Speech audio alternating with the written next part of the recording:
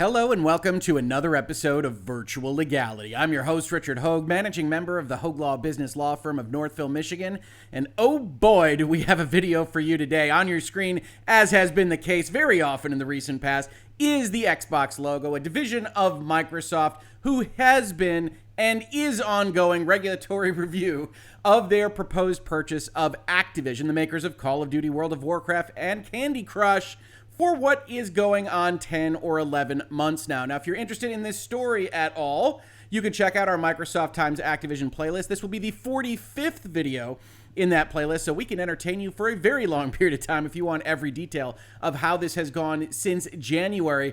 But today, the New York Times has dropped a few bombs using its investigative reporting skills that I think you're all going to want some info on. So without further ado, let's take a look at the New York Times and this graphic, which appears to be talking about technology companies adding bits and pieces to themselves, maybe? Got some green here, that's usually Xbox. We got some black here at the top. Doesn't really matter. It's more evocative than actually informative. But what is the headline? Can big tech get bigger? Microsoft presses governments to say yes. Now, in and of itself, that headline is certainly evocative of Microsoft doing something maybe a little bit untoward, a little bit nefarious. I don't think that's really fair in this particular scenario, but will Microsoft press governments successfully to allow big tech to get bigger? And again, we're talking about buying video game companies here, folks. We aren't talking about national defense, but that doesn't matter for the New York Times. And as I said, when they put their eye on something, they very often get some details that we didn't have until now. Some very big, decade-long details. Subheading, Microsoft's $69 billion deal for Activision Blizzard, which is undergoing reviews in 16 countries, has become a test for whether tech giants can buy companies amid a backlash. Now, first and foremost, I would say that any given deal proposed or consummated is not a test for any other deal. People have been asking me this a lot in DMs, in commentary on Twitter and elsewise about what precedent could be set if Sony is allowed to have its way with some of these regulators, or if Facebook is allowed to purchase within, or is prevented from purchasing within, or anything else that you might otherwise see happening in these landscapes. And I have to tell folks, even though justice would suggest like situations be treated likely, and you might have some success in a court of law on that, it really isn't a demand made of regulators that are going to be looking at everything under different facts and different circumstances. So regulators can usually distinguish between this case and that case and do what they want, which is one of the reasons back in January when this playlist started, I said, look, this deal ordinarily in historical times for these regulators would go through pretty easily, I think. Microsoft doesn't have a commanding position in video games overall, certainly doesn't have a commanding position if we drop in mobile and other aspects of video gaming or interactive entertainment, and yet they do have a very strong position in subscription services. They have a potentially strong position in cloud gaming, and they're Microsoft, for Pete's sake. So a regulator that wants to make some hay could get involved, and it certainly looks like they will be doing that, at least on the FTC level, the CMA in the United Kingdom, and the European Commission at the EU level, all going to phase 2, and all signaling to the world, whether rightly or wrongly, depending on how you view certain Twitter threads, that they are going to at least propose certain things that Microsoft needs to do for them to get their deal approved. Keep that in mind, by the way, as part of the process, that these regulators actually have to show that there's a problem with competition. That's their ambit. That's what gives them authority or power in these circumstances before they can go and get those consent decrees or undertakings or anything like that. That's going to be a part of the last bit of this article. Now, let's see what the New York Times has to say. Microsoft times Activision really hitting the big time now. I expect this article to be picked apart across the video gaming industry today and further into this week. In recent weeks, Microsoft has accused Sony, its chief video game rival, of misleading regulators. That's a heck of a lead line, isn't it? Sony honestly did mislead regulators a little bit as to how important Call of Duty is for their continued viability as a game publisher. Its lawyers have showed off game consoles, including an Xbox, to British officials, and the president of a major union that Microsoft wooed has spoken up on the company's behalf to the Federal Trade Commission. The actions are part of a campaign by Microsoft to counter intensifying scrutiny of its $69 billion acquisition of video game publisher Activision Blizzard, the largest consumer technology deal since AOL bought Time Warner 2 decades ago, and far bigger than Elon Musk's recent $44 billion buyout of Twitter, which didn't face such scrutiny because Elon Musk, as much as you might love him or hate him, is just a guy. He doesn't really have an interest in social media outside of his personage. Microsoft's aim is simple: persuade skeptical governments around the globe to approve the blockbuster takeover. 16 governments must bless the purchase. That's probably going a little bit too far. I think Microsoft could do without some of them, putting Microsoft under the most regulatory pressure it has faced since the antitrust battles of the 1990s. Okay, I get hyperbole. I get selling papers, folks. But this was a deal that Microsoft agreed to, knew it would face scrutiny. This isn't the same thing as being challenged by the Department of Justice on how you're selling your operating system, one of the keystones of your business, or really anything else that they're being investigated for, or that Google or Facebook might be being investigated for. And in 3 key places, the United States, the European Union, and Britain, regulators have begun deep reviews, with the European Commission declaring this month that it was opening an in-depth investigation of the deal on the normal timelines put forth in their statutory code. Whether Microsoft succeeds in gaining regulatory approval to buy Activision, which makes games such as Candy Crush and Call of Duty, will send a message about big tech's ability to expand in the face of mounting fears that industry giants wield too much power.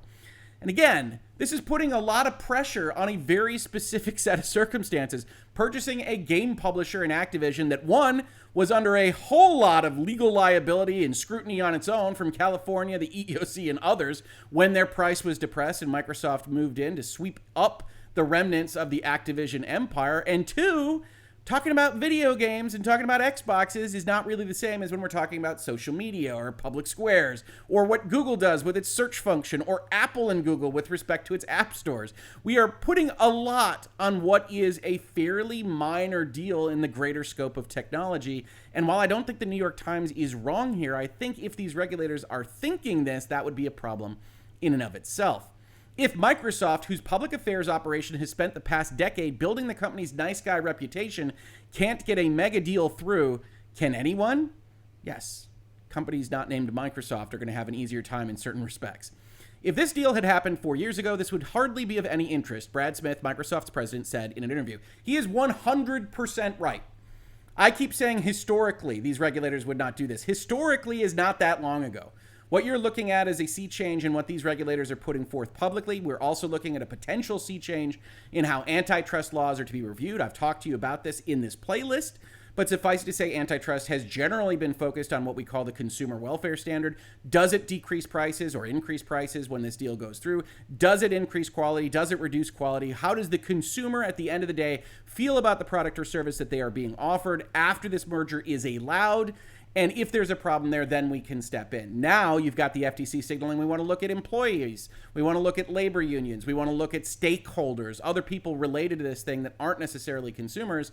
And while they can think that, the other thing that I have mentioned here, and the New York Times probably skips over a little bit too much in this article, is that the FTC or the DOJ are not the final arbiters as to what the Sherman Act says, what the Clayton Act says, whether or not something actually substantially lessens competition in this context or others, and whether that includes things like employees being worse off or better off, or whether we're going to stick with the consumer welfare standard. There's been no indication that the judiciary in America, which are the final arbiters of this particular question, have changed their stance. So a lot of this is friction between the various branches of government in the United States, here the executive and the judicial, and with the legislative potentially changing the antitrust doctrines, or at least considering doing so in recent kind of discussions in the Senate and the House. So overall, we're in a period of time where nobody quite has a handle on exactly how far in America the FTC and the DOJ can go. In Europe, in the UK, I leave that to those lawyers, but how far they can go is also going to control what these companies, primarily based in America, the United States,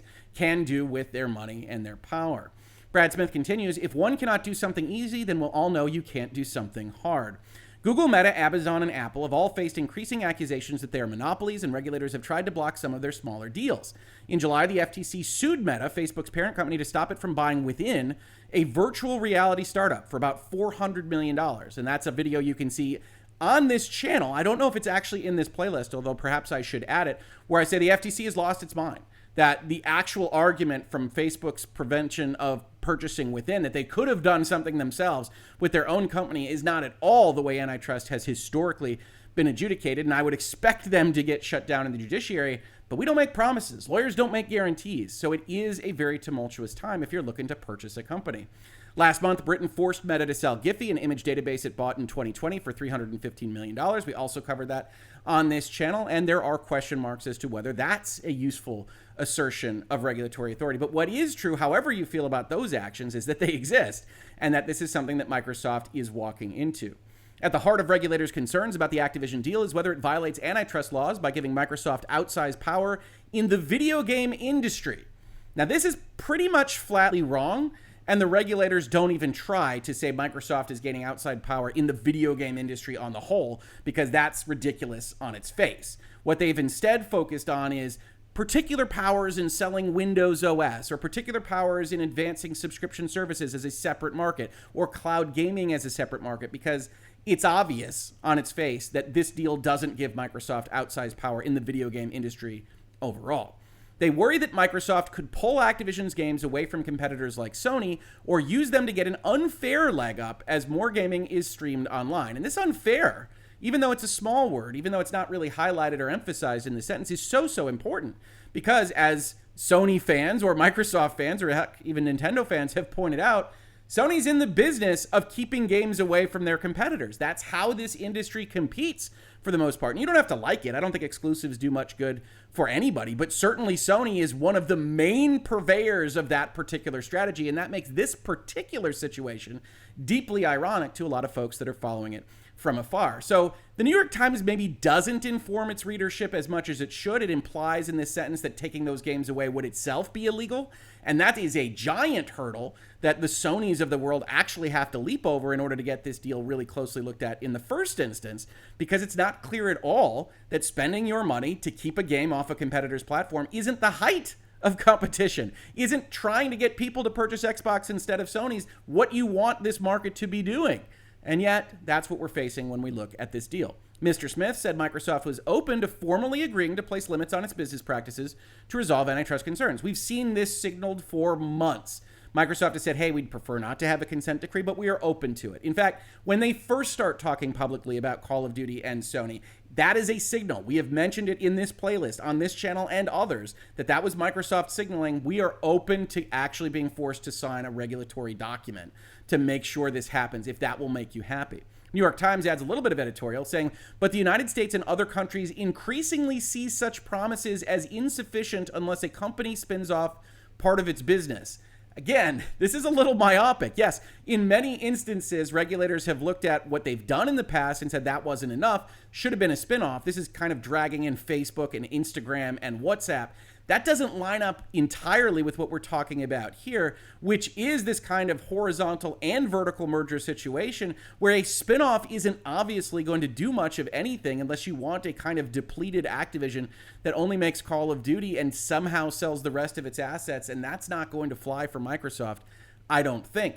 Microsoft's deal for Activision will demonstrate whether tech giants can navigate the new environment, said William Kovacic, a former FTC chairman. It's a fundamental test, he said. All eyes are on this. I agree. I don't know whether it actually sells the future or not. The road ahead appears long.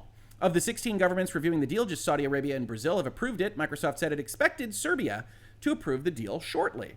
Now, I don't know if that's long or not. Everyone is still basically lined up for March and April of next year. The most crucial regulators appear skeptical of the tech giants. That would be the FTC.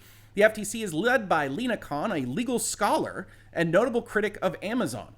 The European Commission has fined Google for violating antitrust rules and has opened an investigation into Microsoft's cloud service.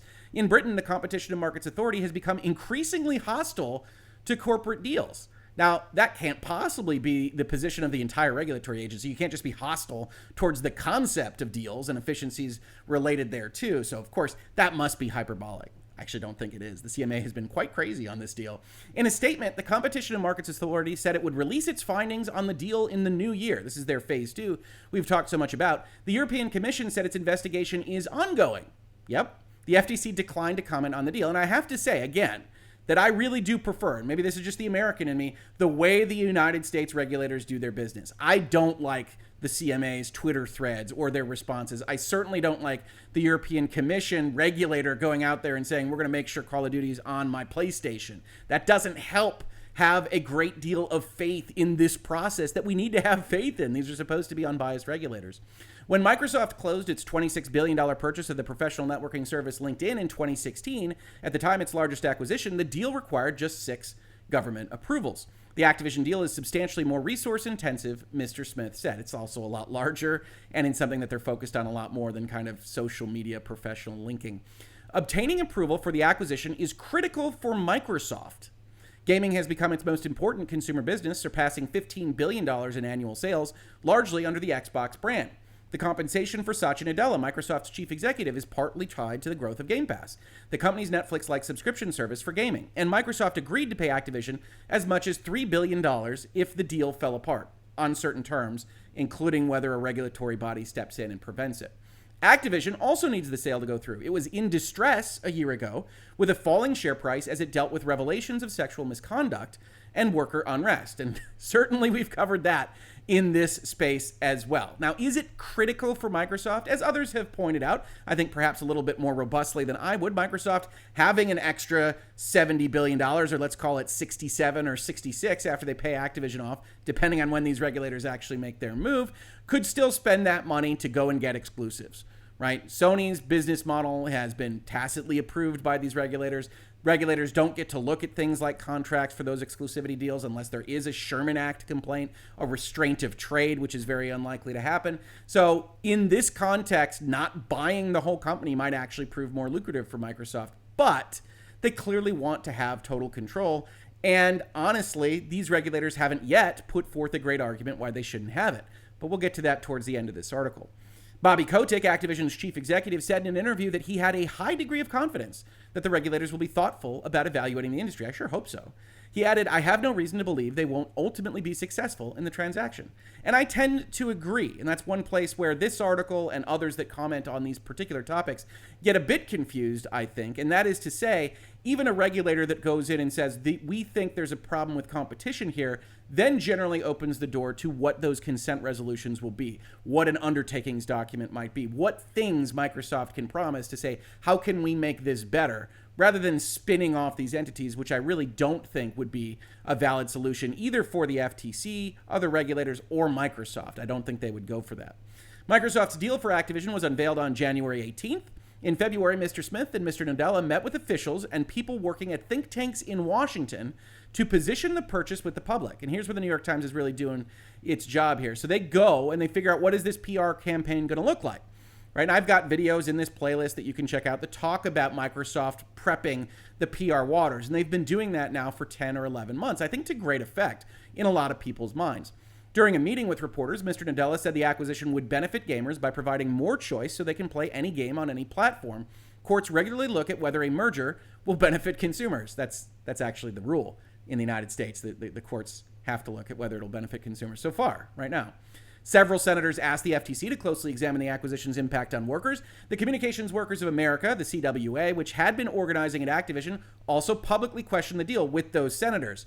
Ms. Khan, the FTC chair, has taken a greater interest in scrutinizing how mergers could hurt workers, but they aren't the final consumers, and the courts are ultimately going to have a say on that, whether it's in the Within deal, the Activision deal, or something else that the FTC might choose to take action on.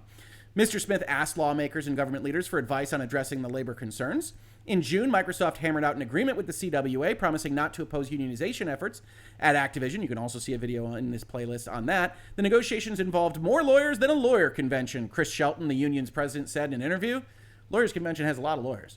The concessions turned the union into supporters of the deal. Now, those aren't technically concessions. That is just an agreement between two like-minded parties. Last month, Mr. Shelton met with Ms. Khan and praised Microsoft's commitment to remain neutral in union campaigns and said the deal should be approved. Now, what is Mr. Shelton at the CWA, who is saying this deal should go forward because they're backing up our unionization efforts, say about what the FTC responded with? This is important. The FTC told me a lot of companies promise lots of things, then never keep their promises, he recalled. That's a skeptical FTC, folks. And remember, one of the things I've said about this whole deal is that Microsoft has better optics on how the FTC is reacting to them in real time than we do. This New York Times article is really the first time I have seen this kind of flavor come out. If Mr. Shelton of the CWA comes out and says, hey, we knocked out this agreement. We're happy with the situation. This works for us. And the regulator says, well, you don't know what you're talking about. They go back on agreements all the time. That's starting to look like the FTC intends to take action. We'll get to that when we get to the end of this article. A spokesman for the FTC said agency officials had offered no opinions on the deal or the labor agreement in the meeting. We never said that. Who do you believe? I don't think there's any reason for Mr. Shelton to be lying about that interaction. Microsoft has been less successful in neutering opposition from Sony, which makes the PlayStation console. And I actually think, while this is a little bit of editorial language in this particular paragraph, they are accurate, right? It is clear that what Microsoft's strategy was to go and say, all right, CWA is a problem. Let's go take care of them. Sony is a problem. Let's go take care of them. That's when you see those Twitter exchanges and the emails referenced and the deals offered by Microsoft, which apparently was going to be something like a 5-year deal, 2 years more than the current marketing agreement that Sony has with Call of Duty, if leaks are to be believed. And we'll see that that's been upgraded. That's the thumbnail for this particular video, as the New York Times has discovered. Sony has argued that Microsoft could pull Call of Duty from PlayStation to lure players to the Xbox. And again, the New York Times leaves that question posed just at the edge of the sentence unanswered. Is that illegal? Is that bad? Is that wrong? If Microsoft spends this money and pulls Call of Duty from PlayStation, isn't that Microsoft and Xbox competing with PlayStation? We have to address these things. We can't just talk in these kind of vagaries, New York Times. Microsoft has denied that it would do that, again, positioning this as something that would be illegal in and of itself. The first call Satya and I made after the deal was announced was to the CEO of Sony to say, hey, we're going to keep Call of Duty on your platform, said Phil Spencer, Microsoft's gaming chief. Sony was not appeased. In filings in Brazil, the company argued that Call of Duty was such a powerful game franchise that Microsoft could use it to hurt rivals. Indeed, that's their intent, right? Their intent is to buy things to compete, to hurt their competitive rivals. That doesn't mean they're hurting competition.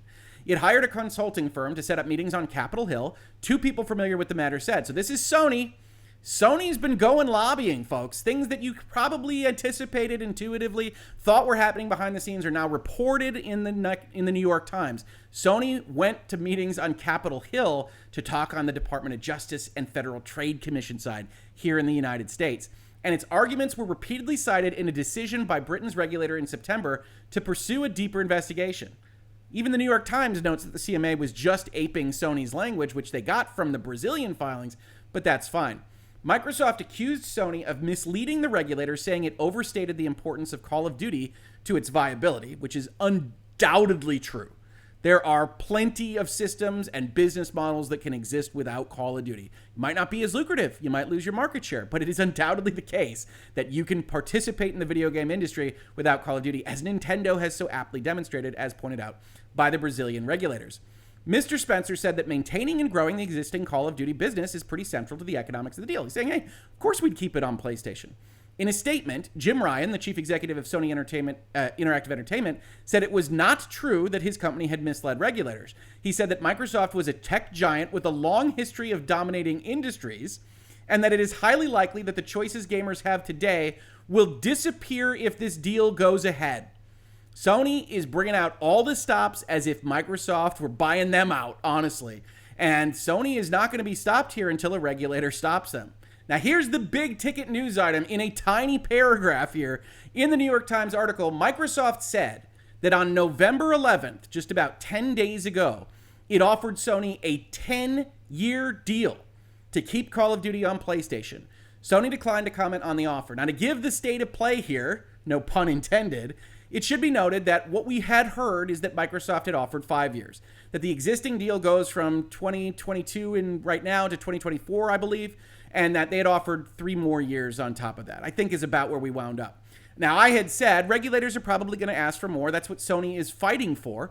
And I had thought regulators might finish with something like a 7-year requirement. You've heard a lot of talk online about requiring some kind of perpetuality. That cannot exist. Microsoft basically cannot agree to just providing their competitor Call of Duty ad infinitum forever and ever, because Call of Duty costs money. Call of Duty might not be even something that they want to make for themselves in the future. And so any kind of agreement here has to be time limited in notion, because you can't bind your company to a future that you can't see. We don't have crystal balls, neither Microsoft or Sony or the FTC. So everything has to be within reason, identifying things that we can correct now while allowing for the future to take whatever shape it may take. Now, 10 years is, to me, about as long as regulators could have possibly reasonably asked for before Microsoft takes them to court. And in terms of this process, we talked about the FTC potentially readying its guns, and we'll talk about it more at the end of this article and the end of this episode. But if the FTC does sue, Microsoft can fight that action. Or if the FTC demands consents that are too much for Microsoft, Microsoft can preemptively sue. Say they don't have the right to block this deal because the FTC only has power if the Microsoft Activision deal is actually illegal under the Clayton Act as presented, right? There has to be a substantial lessening of competition, and the FTC can say that there is, but they don't get to decide that. The courts get to decide that. And if Microsoft says they're being ridiculous, Your Honor, they might just win that case because this is a very novel application of the law to even fight this where Microsoft is positioned in the overall video game industry. The fact that they offered 10 years tells me two things. One, they sincerely don't want to have this fight with Sony anymore. That Microsoft and Sony actually are not doing great things for the gaming industry as they fight at this level. And it doesn't do well to actually bring people into that industry or to operate within it, with Sony buying Bungie and probably wanting to buy more, potentially Square Enix, whoever they might purchase. Xbox also wanting to potentially consolidate more, probably down at the size of Activision Blizzard. But it does no good to have the regulators focused on our industry like this, like a laser beam, might say Microsoft. The other thing I will say is that this offer, which to me is basically the height of what the FTC could reasonably ask for, is essentially them saying they don't want to go to war with the FTC. That they think that the FTC might actually bring a claim, and they're trying to get out from under it at maximum power, just like they did with the CWA. We're not going to fight any unions. Sony, here is 10 years. You couldn't possibly, under any reasonable circumstance, ask for more than this. And so let's not have this go to Washington or London or Brussels. Let's actually get this done together like participants in this industry and be done with it. Microsoft offered this 10 days ago. The New York Times says Sony declined to comment on the offer. Now, that could mean they're considering it. Nobody has publicized it before now. Understand, outside of Microsoft's statement, we don't know what other bells and whistles might go along with this. It could be that there's some kind of poison pill or trap or landmine or whatever your favorite metaphor is in there. Sony has to give us their firstborn if they agree to this deal, and that's why Sony's not commenting. But just as presented by Microsoft here, Microsoft said 10-year deal is about as much as Sony could have hoped for.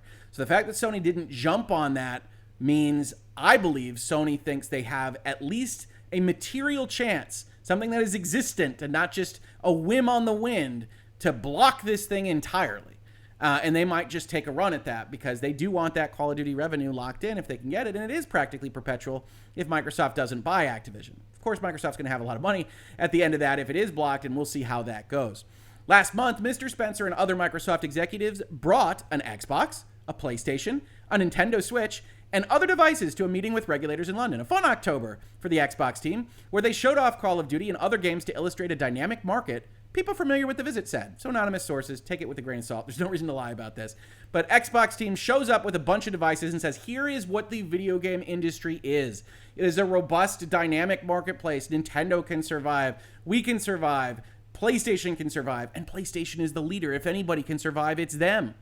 Regulators are also worried what the deal might mean for the future, when cloud computing lets people stream sophisticated games to various devices, including mobile phones. In fact, that's one of the main focuses of the UK and the EU, and we can anticipate the FTC, even though that industry, that market, doesn't really exist as of yet. In September, the British regulator expressed concern that combining Activision's library of games with Microsoft's cloud computing prowess would give Microsoft an unparalleled advantage over game streaming competitors. Microsoft argued that it had no advantage because its streaming was not supported by its Azure cloud technology. In its annual report this year, Microsoft said its streaming product utilizes Azure, but the company said that while its gaming servers share data centers with Azure, the hardware was different. So here the New York Times kind of catches Microsoft a little bit. Azure, which is what the regulators are worried about as an unfair advantage for Microsoft in this particular space, is used in some fashion in the Game Pass operation. So it strikes me that that is at least justifiable for the regulators to look into in their phase 2 investigation, even though I don't see a world in which cloud gaming or subscription-based gaming are distinct markets from just doing what we do now with either brick and mortar retail stores or the digital marketplaces themselves. I still think they present poor arguments for marketplaces, and that's ultimately the winner for Microsoft should it come down to litigation. And it just might. These last 2 paragraphs are actually what someone in my DMs, thank you so much, hat tip, anonymous always for DM comments, actually linked to me because they had questions about this paragraph. In the United States, more than 10 staff members at the FTC are reviewing the deal, a person with knowledge of the agency said. They interviewed executives, including Mr. Nadella and Mr. Smith, in the late summer and fall. And, says the New York Times, in a sign that the FTC may be building a legal challenge to the deal, 2 people said it had recently asked other companies about offering sworn statements to lay out their concerns, which is what you would want in an actual litigation context, is to have sworn statements that they stand behind under oath in order to make that case. Now, here is where I tell you it is too early to say the FTC would sue over this, because as I've mentioned now a couple of times, the FTC's only real power is if they find that this is otherwise illegal. Now, the FTC doesn't get to decide on that, but that is the preemptory requirement before they can start asking demands, right? If it isn't illegal, the FTC is not supposed to just be able to ask for things from the parties that want to get this deal done. So as a kind of prerequisite to all of that, the FTC has to find that it's illegal. And furthermore, if they want to have a successful negotiation about what consents they are asking for, they need to be ready to hit the button to sue, right? A couple of things I highlighted here with the FTC's own description of this procedure. One, people keep asking about the timing, and the timing is inchoate. Once both parties have substantially complied with the second request, the agency has an additional 30 days to review the materials and take action. That is up to the FTC to determine whether or not they've substantially complied. These parties can get angry and say, yes, we have, and that can become its own fight. We've seen that leak out to the media in other contexts, like the Amazon MGM merger. But the other aspect of this, as the FTC puts it themselves, is that the length of time for this phase of review can be extended by agreement between the parties and the government in an effort to resolve any remaining issues without litigation. So essentially, the FTC can go forth and they can say, look, here's the deal. We think this is potentially a problem. If you make us stick to this 30 days, okay, we will either sue you or we'll send you a letter that says, while you have expired the timer on us, remember the FTC and the United States regulators don't approve deals, they just allow them. We still reserve the right to ask you to unwind it or to otherwise cause you trouble. So do it at your own risk. In fact, the FTC and the DOJ have sent out letters throughout the last couple of years basically saying when the earliest 30-day window ends, do it at your own risk because we don't have enough people, we don't have enough resources, we haven't fully reviewed your deal. So go nuts, but know that we can unwind it if we want to. Deals don't get approved in the US. Again, one of the most important lessons in this playlist. But that's the timing component. So we don't know it'll end in November or December or January or whenever. Then comes, what can the FTC do? The waiting period expires or the agency challenges the deal. The potential outcomes at this final stage are the FTC closes its investigation and lets the deal go forward unchallenged. There's no reason to believe that will happen. Especially there's no reason to believe when Brad Smith goes to the New York Times and says we're fine signing consent decrees. Because the real politic there, however you feel about what I'm saying about the Clayton Act or these various regulations across the world, is that once the company says we're okay signing some stuff, well then these regulators are still political entities and they're going to want to go get their pound of flesh if they can get it. So with one of the parties saying, yes, we will sign something for you, that means for all the world that, well, the FTC and the EC and the CMA are very likely to go and ask for them to sign that thing that they've otherwise agreed to. So it's unlikely that they're going to close the investigation and let the deal go forward unchallenged. What is two? You enter into a negotiated consent agreement with the companies that includes provisions that will restore competition. That's kind of hidden in between the lines here, but you can't get to a consent decree unless the FTC already believes that there is an issue with competition based on this transaction. So the FTC has to find that.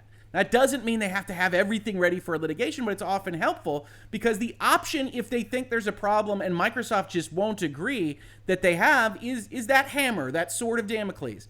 Or they can seek to stop the entire transaction by filing for an injunction in federal court pending an administrative trial on the merits and ultimately a federal trial on the merits, if that should come to it. So there's a whole executive power here thing, and we're not going to go over that in detail. But suffice it to say, they have to be ready to actually swing that hammer to swing that sword, or else Microsoft might not take them as seriously. This is the equivalent of that phase 1, phase 2 transition where folks have asked, hey, why didn't Microsoft offer concessions? I said, well, they'd be negotiating against themselves. The European and United Kingdom version of this, where you can offer concessions between the merger phases, doesn't make much sense to me at all, because you don't even know what it is they might fight about. You don't even know what their evidence is or what it's based on. So it's a little bit like being in a dark room and fumbling around for the light while you offer them things, which is never going to make sense for any company, but certainly not a company as well represented as Microsoft. So the FTC has to go forward and start getting its pieces together to even have the consent decree conversation. Now, could the FTC just decide to skip it? There's nothing you can do to fix this. We're suing you. Yes, they could. But that is not what this means right now at the end of this article. But it does mean is exactly what we have said and predicted really since January, but certainly in the most recent months, which is that it very much looks like all these regulators are going to find a problem and ask for consents, whatever that might be. Concessions on Game Pass, concessions on Call of Duty, concessions on Azure or cloud streaming. We don't know. And part of what Microsoft is doing behind the scenes is going to be to try to synthesize whatever those requests are from whatever the jurisdictions are that ask it of them. And working with that is going to be part of the time commitment here. But this does suggest that the FTC is not going to just let this deal go through without asking for those concessions at the minimum. And that should be, going forward, what we think of as this deal status right now. Now, I've had it at 65-35 now for a couple of weeks, and I don't think that this article actually changes that. I think that Microsoft actually offering 10 years as a sign of good faith is pretty good, and I think regulators should take that into account if Sony just abjectly refuses that. But it will be interesting to see as a follow-up. But 10 years is the headline item for me here. I had no idea Microsoft would offer so much to Sony on this, and the fact that Sony didn't immediately accept suggests to me that Sony thinks that there's a war to be won here, even if I don't agree. This has been Virtual Legality for today. If you enjoy these conversations about the business and technology, the things that you love, like software, video games, and more, please do support the channel, or at least check out the ways to support the channel. We can't do it without support from viewers and listeners like you. Check out our Utreon and our Patreon for that, or our YouTube membership, which now has fun emojis and fun things to do on our live streams and hangouts and headlines, or just subscribing, telling your friends that we're having these conversations, sharing them in forums or tweets or wherever else you might find yourself. Like there's a Hive platform now. Whatever it might be, every single little bit helps. If you got this on YouTube, thank you so much for watching. And if you listen to it as a podcast, thank you so much for listening. And I will catch you on the very next episode of Virtual Legality. Virtual Legality is a YouTube video series with audio podcast versions presented as commentary and for education and entertainment purposes only. It does not constitute legal advice and does not create an attorney-client relationship. If you have legal questions about the topics discussed, please consult your own legal counsel.